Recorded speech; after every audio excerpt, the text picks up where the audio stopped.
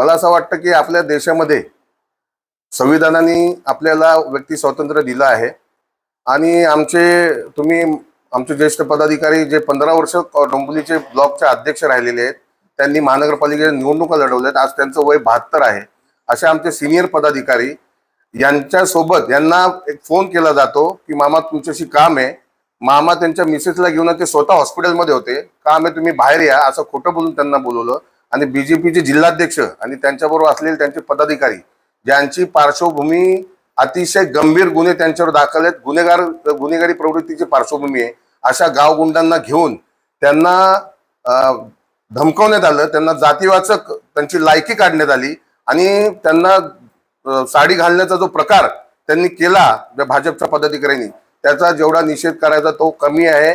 मी स्वतः डीसीपींशी बोललो, डीसीपींनी आम्हाला 5 वाजता बोलवलेलं आहे, त्यांच्यावर FIR दाखल करण्याची मागणी केली आहे। मुख्यतः मामा पगारे हे मागासवर्गीय आहेत, त्यांच्यावर अॅट्रॉसिटी दाखल होत नाही तोपर्यंत आम्ही पोलीस स्टेशन सोडणार नाही किंवा जर नाही केले तर आम्ही मोठ्या प्रकारचं आंदोलन करू आणि अशा प्रकारच्या जर घटना जर भविष्यात जर घडत गेल्या तर ह्याला जर वेळीच आवर नाही घातला तर उद्या सर्वसामान्यांच्या व्यक्ती स्वातंत्र्यावर पण गदा आणण्याचं काम भारतीय जनता पक्षाचे पदाधिकारी करतील।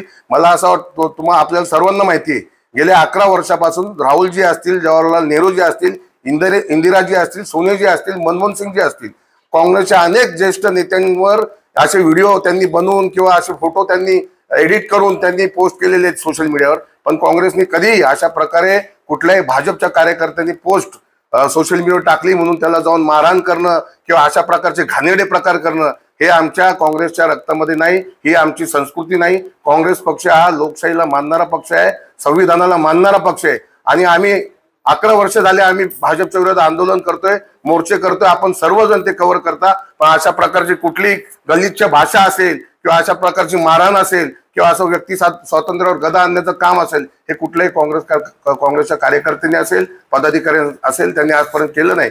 आणि त्यांनी जो आज प्रकार जो केलेला आहे तो साडी घालण्याचा खरं बघाल तर यांनी बांगड्या भरल्या पाहिजेत की 72 वर्षाच्या माणसाला तुम्ही साड्या घालता। तुमच्यात जर हिंमत असेल, ती पोस्ट त्यांनी व्हायरल केलेली नव्हती, ती त्यांनी पोस्ट बनवलेली नव्हती।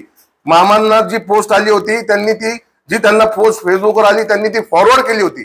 मग ही जी पोस्ट त्यांनी तयार केली, तुमच्यात जर एवढी हिंमत असेल तर ज्यांनी ही पोस्ट तयार केली त्याला जाऊन मारा, त्याला जाऊन साडी घाला ना। मी त्या पोस्टचं समर्थन करणार नाही। पंतप्रधान असतील किंवा विरोधी पक्ष नेते असतील किंवा देशातले राज्यातले कुठलेही नेते असतील यांच्याबद्दल त्यांच्यावर वैयक्तिक टीका करणं किंवा त्यांच्यावर वैयक्तिक पोस्ट करणं याचं समर्थन कधी काँग्रेस पक्ष करत नाही। जर त्यांना मामांची पोस्ट चुकीची वाटली होती तर त्यांनी पोलीस स्टेशनला जाऊन रीतसर मामांच्या विरोधात तक्रार नोंदवायला हवी होती आणि कारवाईची मागणी करायला हवी होती। पण असं खोटं बोलून त्यांना धमकी देऊन त्यांनी साडी घालण्याचा प्रकार केलाय ते मला असं वाटतं याच्यात मामांचा अपमान नाहीये, हा आपल्या देशातल्या व्यक्ती स्वातंत्र्य जी लोकांकडून व्यक्ती स्वातंत्र्य हा त्याचा अपमान आहे, हा लोकशाहीचा अपमान आहे।